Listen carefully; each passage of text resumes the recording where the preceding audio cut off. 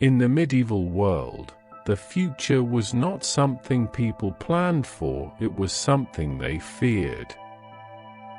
Written in riddles and whispered in candlelit halls, a handful of prophecies convinced kings to raise armies, peasants to abandon their homes, and entire kingdoms to prepare for events that had not yet happened and might never come. Before you get comfortable, you can quietly support the channel by liking the video and subscribing. It helps these slow, historical night tales reach others who enjoy falling asleep to the strange and forgotten corners of the past. Now turn the light off and let's travel to medieval world.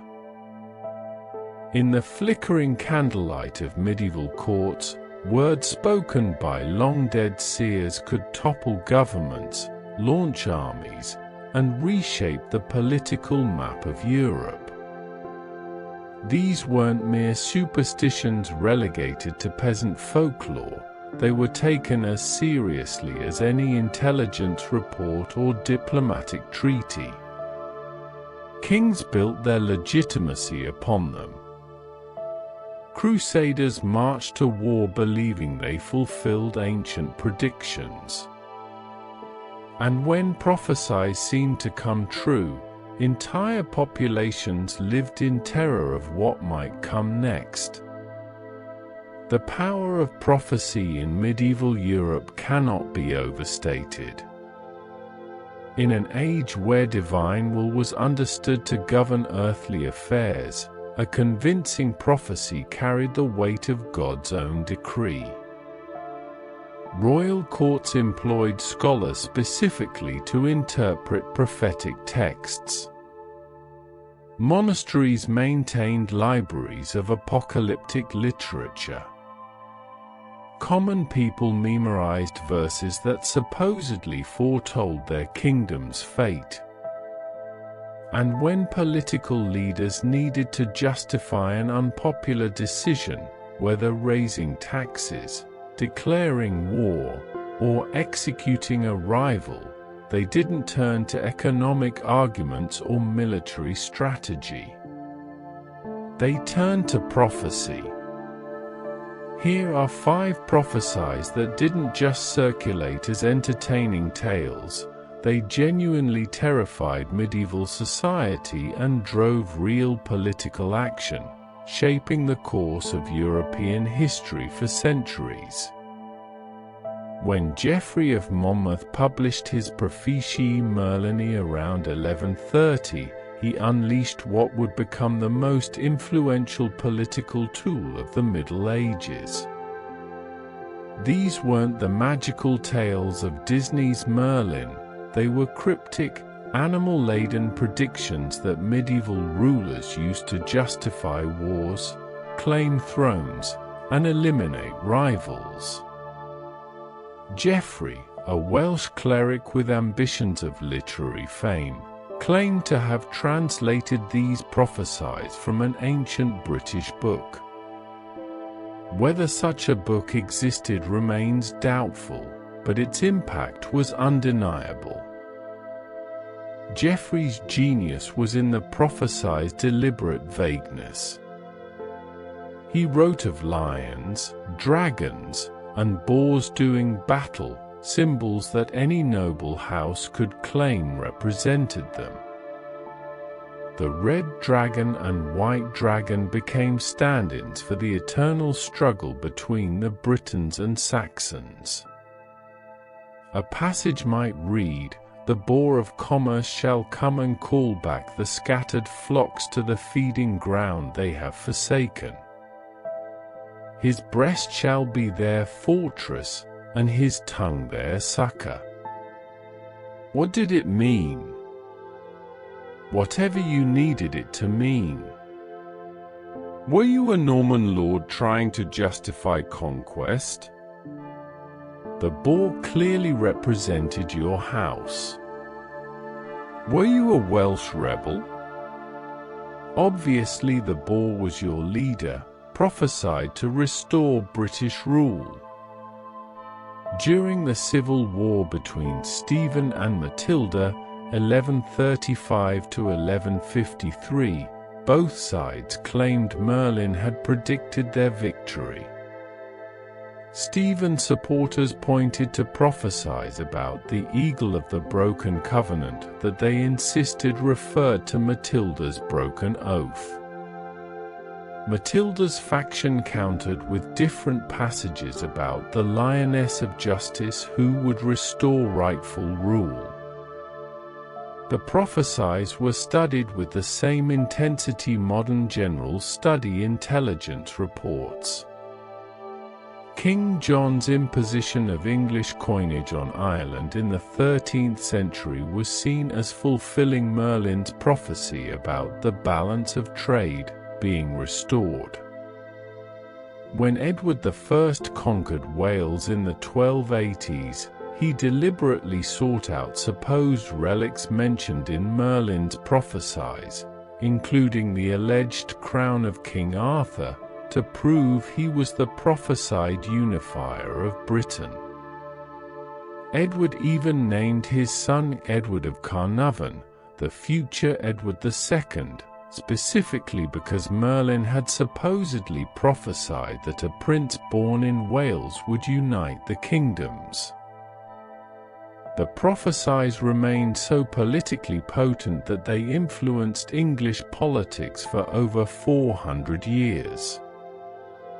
In 1402, during the rebellion of Owain Glyndyndwr against English rule, the Welsh rebels weren't just fighting for independence, they were convinced they were fulfilling Merlin's prophecy that a Welsh prince would restore Celtic rule over Britain.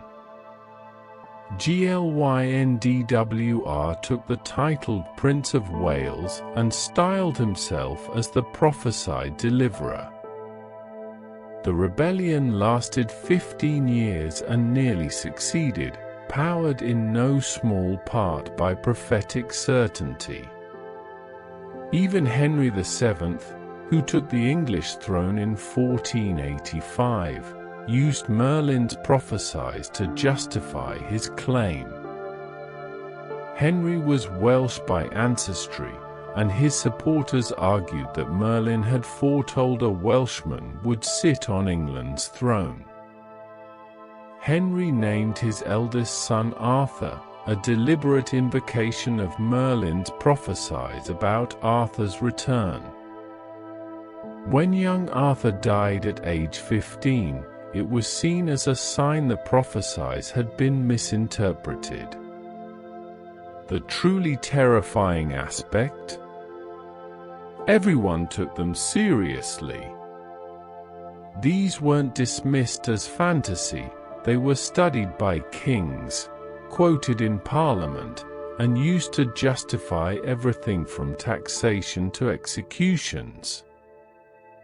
Political prophecy in Galfridian style, named after Geoffrey, became an entire genre, with new Merlin Prophecies appearing whenever politically convenient.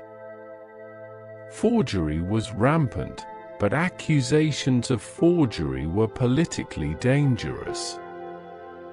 If you claimed a prophecy was false, you implied its supporters were being deceived, or worse, were deceivers. Safer to find your own prophecy to counter it. The Prophecies also had a darker side. In 1402, Henry IV of England outlawed the reading of Welsh Prophecies in public because they were inciting rebellion. Possession of certain prophetic texts could be considered treason. People were imprisoned, and some executed, for circulating interpretations of Merlin that undermined royal authority.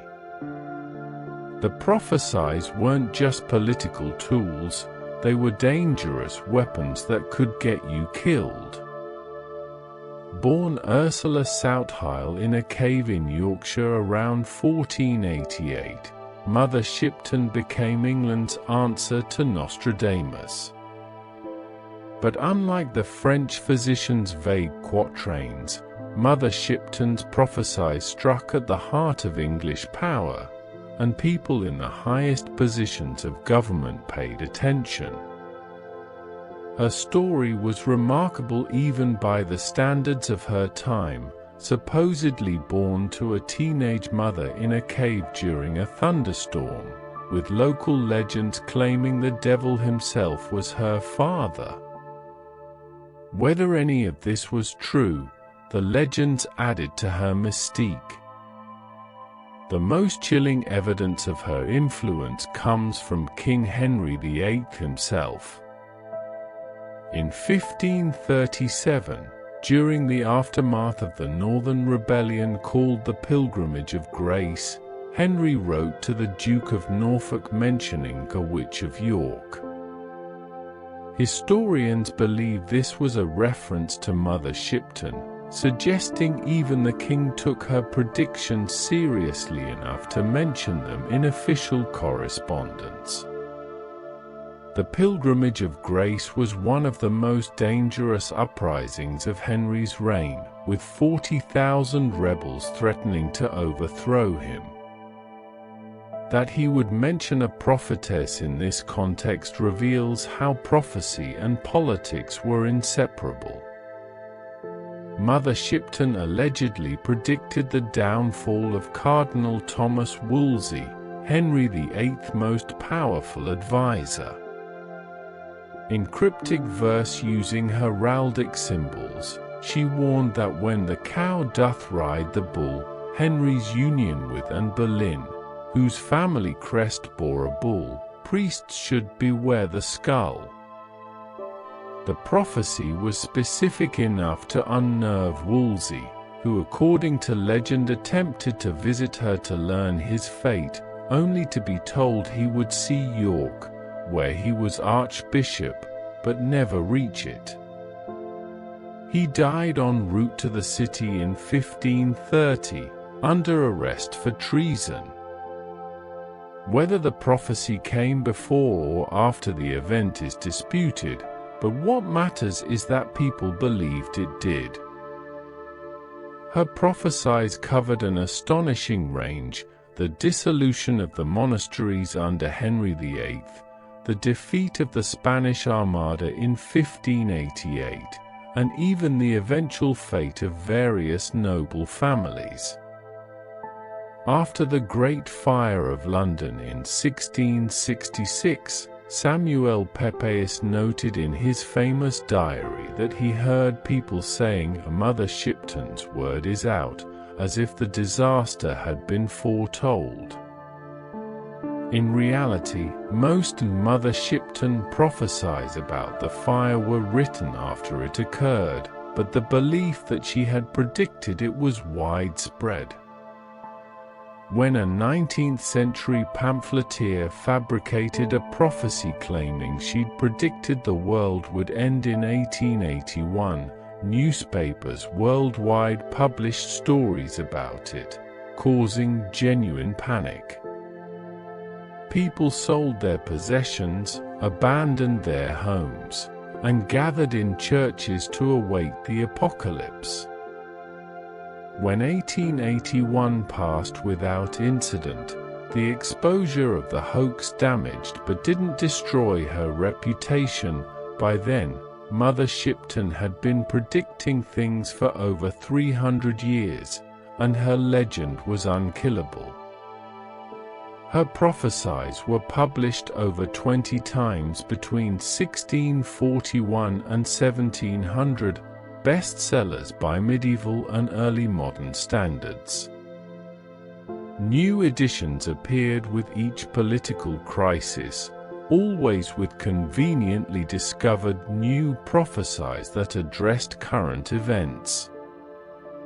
During the English Civil War, 1642 to 1651, both royalists and parliamentarians claimed Mother Shipton had predicted their victory.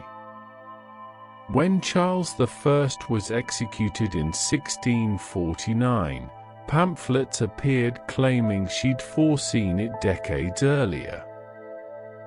The key to her influence was timing. Her prophecies, whether genuinely hers or invented by pamphleteers after her death in 1561, often seemed to predict recent disasters, creating a feedback loop where each fulfilled prophecy made people believe the next one even more. This created a self-sustaining prophetic industry. Publishers would print new Mother Shipton prophecies after major events. People would buy them to understand what was happening, and the sales would convince publishers to produce more.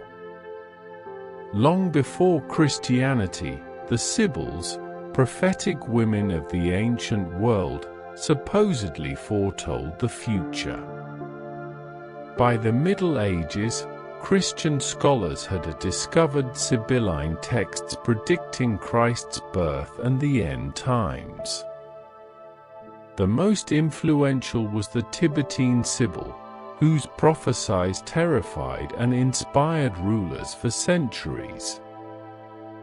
These texts claimed to be ancient, dating back to Rome or earlier, giving them an authority that contemporary prophecies couldn't match.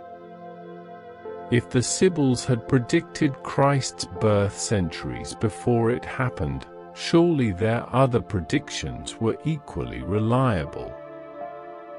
The Sibylline texts were critical in justifying the Crusades.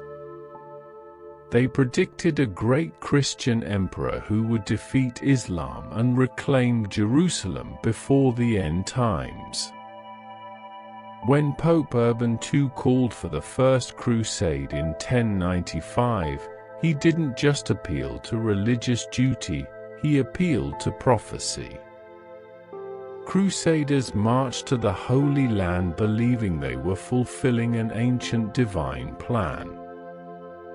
The prophecies described how Christian armies would reconquer Jerusalem, how Muslim power would crumble, and how this would usher in the final age of mankind. Every victory was proof the prophecies were true. Every defeat meant they needed to fight harder to fulfill them. The psychological impact was profound. Crusaders didn't see themselves as conquerors or invaders, they saw themselves as actors in a cosmic drama written centuries ago. When they massacred the inhabitants of Jerusalem in 1099, they believed they were fulfilling prophecy. When they established Crusader kingdoms in the Middle East, they were creating the prophesied Christian empire. The prophecies made brutality sacred. Medieval rulers competed to be identified as the prophesied Savior King. Otto III, Holy Roman Emperor from 996 to 1002, attempted to fulfill the prophecies by reviving the Roman Empire around the year 1000. He moved his capital to Rome, adopted Roman titles and ceremonies, and styled himself as the Christian emperor the Sibyls had foretold. His early death at age 21 was interpreted by some as a sign he wasn't the true prophesied emperor, while others claimed his death itself had been foretold. Frederick II, 1194 to 1250, was hailed by supporters as the prophesied emperor, and condemned by enemies as the Antichrist. The conflict between Frederick and Pope Gregory IX in the 1230s and 1240s became a prophetic war. Both sides claimed Sibylline texts supported them. Both declared the other was working against God's plan. Frederick's supporters called him Stupa Mundi, the wonder of the world, and pointed to his recapture of Jerusalem, through diplomacy rather than warfare in 1229, as proof he was the prophesied emperor. The Pope countered by excommunicating him and declaring him the beast of the Apocalypse. Charles V of Spain in the 16th century cast himself as defender of Christendom against the Ottomans, consciously echoing the Sibylline predictions. When his forces defeated the Ottoman fleet at the Battle of Preveza in 1538, propagandists immediately declared it a fulfillment of prophecy. Charles commissioned artwork depicting himself in the armor of the last Christian emperor, sword raised against the crescent moon of Islam. During times of crisis, rulers would commission new interpretations of Sibylline prophecies that conveniently supported their political goals. This wasn't seen as forgery. It was understood as revealing what the Sibyls had truly meant. The prophecies were flexible enough to serve anyone who could spin them properly. Scholars would debate the meanings of obscure Latin phrases, each interpretation supporting whatever political agenda they favored. Over 112 manuscripts of the Tibetan Sibyl's prophecy still exist from medieval Britain alone, a testament to how widely these texts circulated and how seriously they were taken. These weren't rare books locked in monastery libraries. They were copied, recopied, and distributed throughout society. Kings owned them, bishops preached from them, and common people heard them read aloud in churches and town squares. Perhaps no single prophecy shaped medieval politics more profoundly than the legend of the last world emperor, the belief that a final Christian emperor would arise to unite all of Christendom, defeat Islam, travel to Jerusalem, and lay down his crown on Golgotha, ushering in the apocalypse.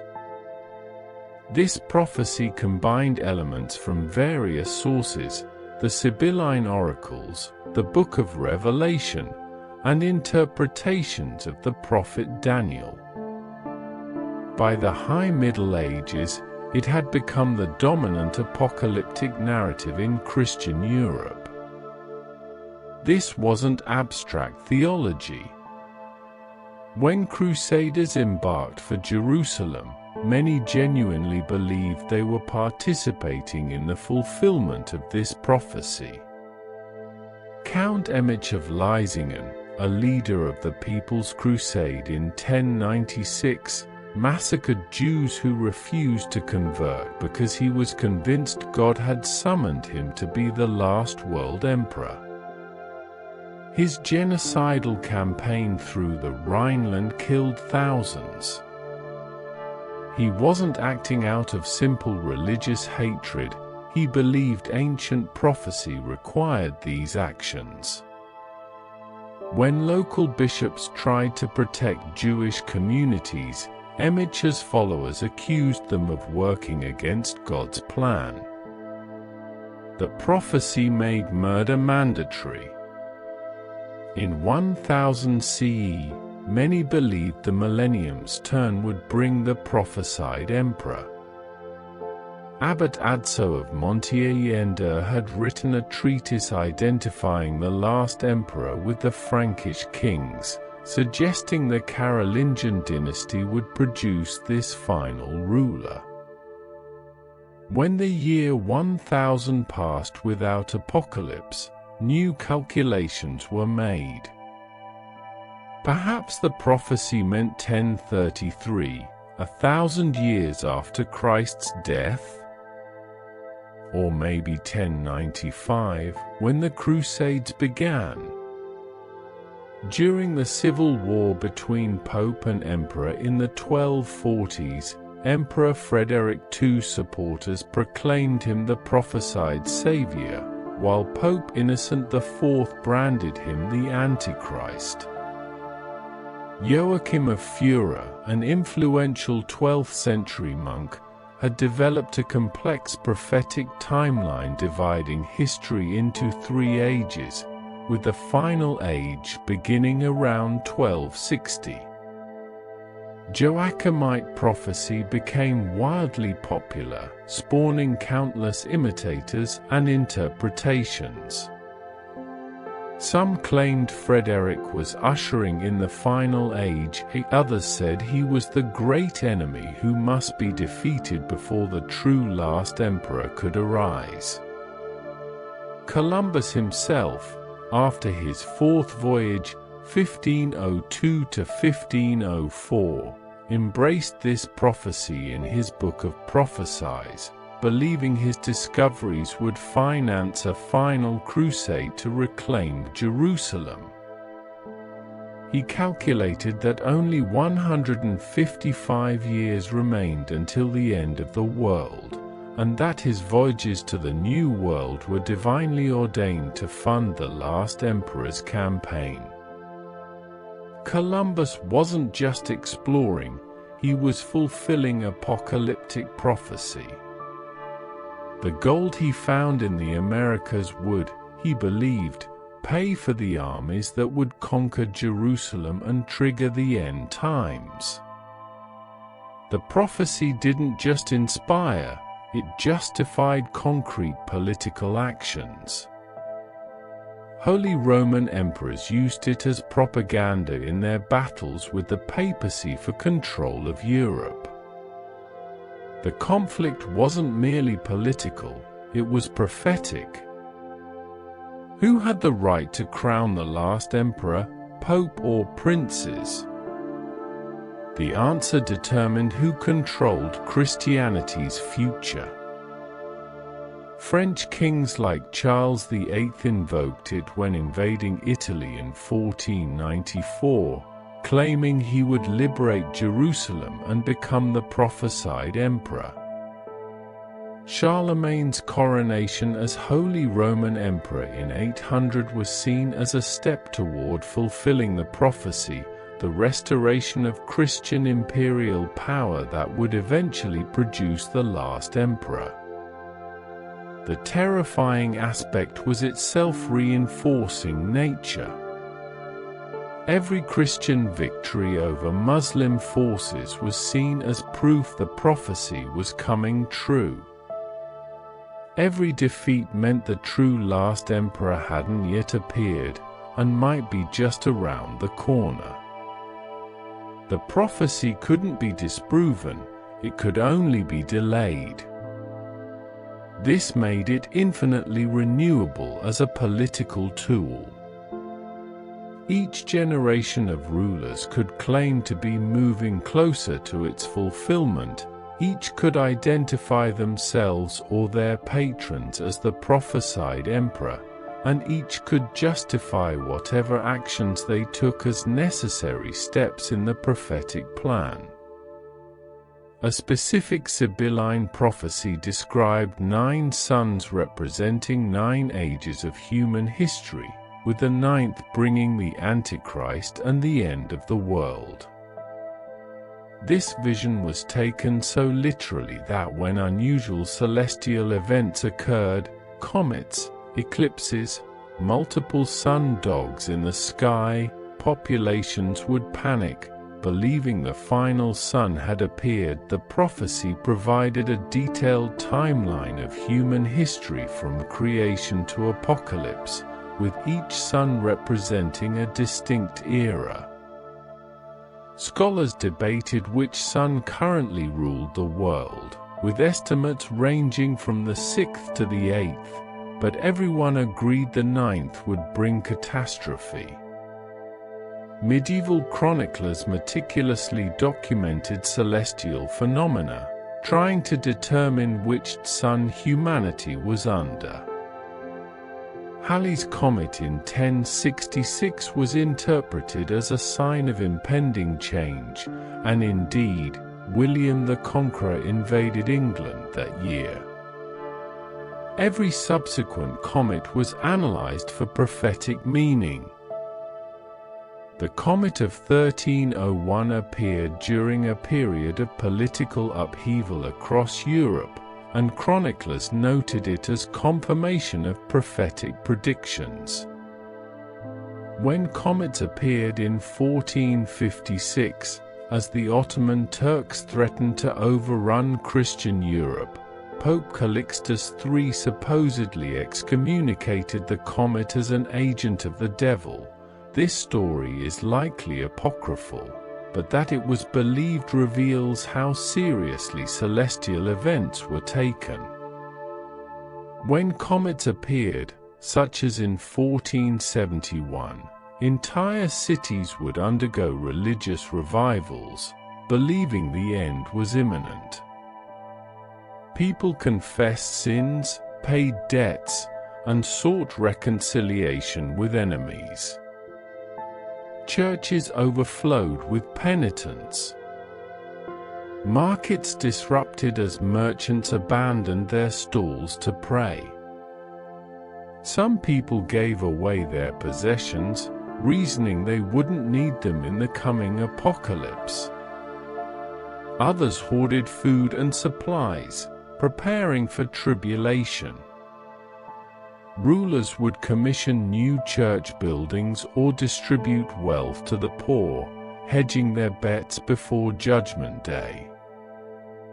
King Louis IX of France was particularly moved by prophetic concerns, going on 2 crusades and establishing numerous charitable institutions because he believed the end times were approaching and wanted to secure his place in heaven. His contemporaries considered this prudent, not paranoid. The 9 Sons prophecy also affected everyday life in surprising ways. Some people refuse to marry or have children during periods of prophetic anxiety, believing it cruel to bring children into a world about to end.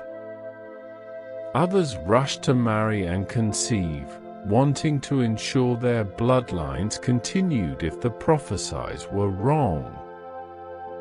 Agricultural decisions could be affected. Why plant crops for next year if the world ends in 6 months?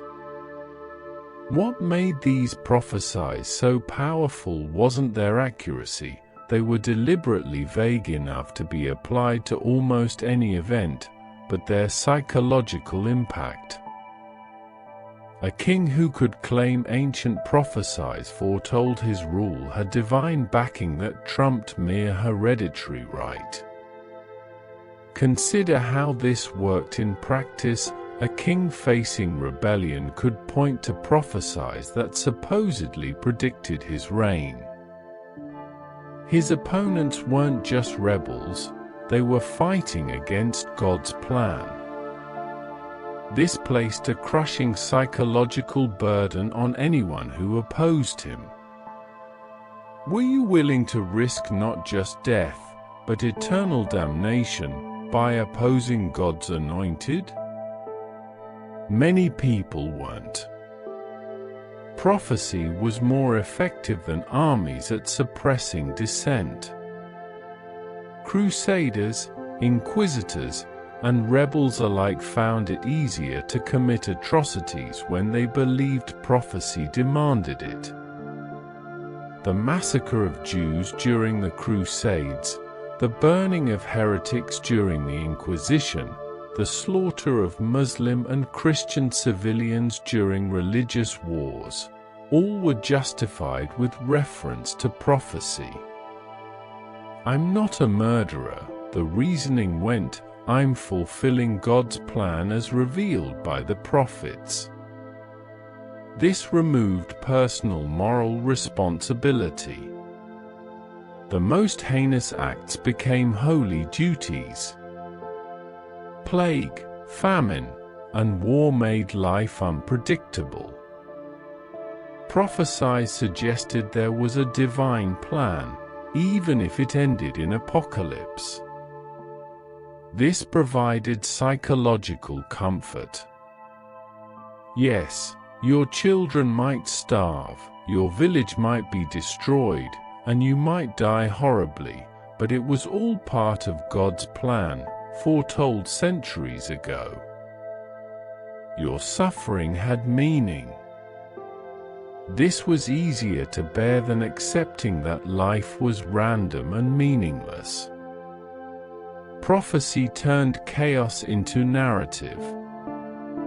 Rulers could use prophecies to manipulate populations, either to inspire them to war or to accept hardships as divinely ordained. Facing a difficult military campaign? Tell the troops that prophecy predicts their victory. Need to raise taxes? Explain that prophecy requires preparation for coming tribulations. Want to eliminate a political rival? Discover a prophecy that identifies him as a traitor or agent of the Antichrist. The flexibility of prophetic interpretation made it an all-purpose tool of statecraft. The most chilling aspect of these prophecies is how they created self-fulfilling cycles. When people believed a prophecy foretold war, they prepared for war, making war more likely.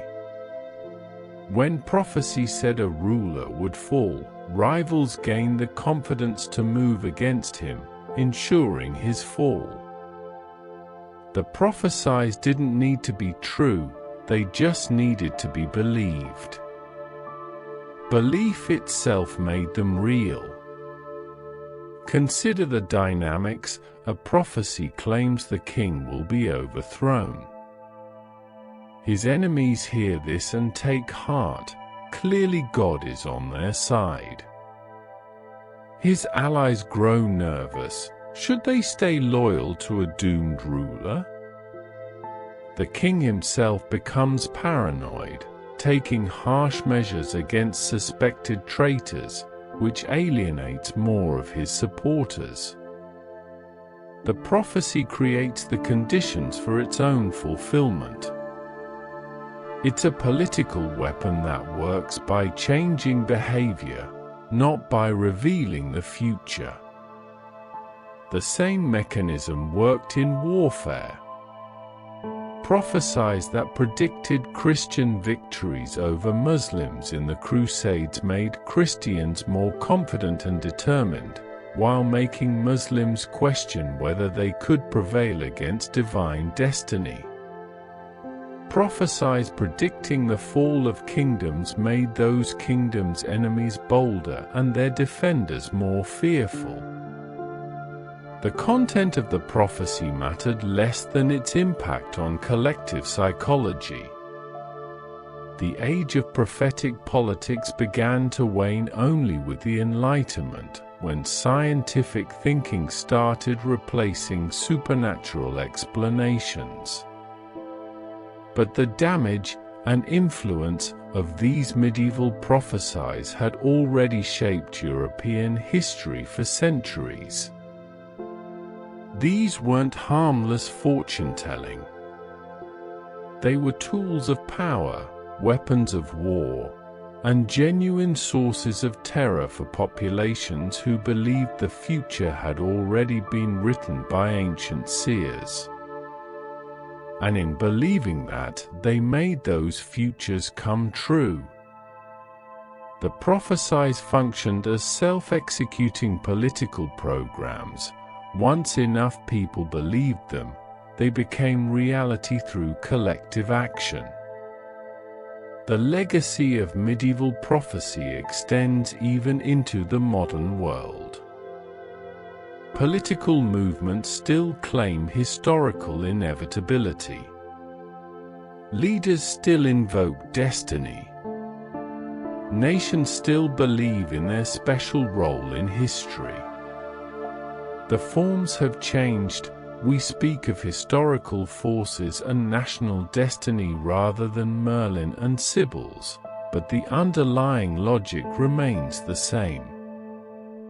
Convince people their cause is prophesied, foretold, destined, and they will fight for it with terrifying intensity. The next time you read about medieval history, remember, behind many of those wars, political coups, and massacres, there was often a dusty scroll of prophecy, wielded by someone who knew that controlling the narrative of the future was the key to controlling the present. The medieval world was shaped as much by what people believed would happen as by what actually did. And sometimes, there was no difference between the two.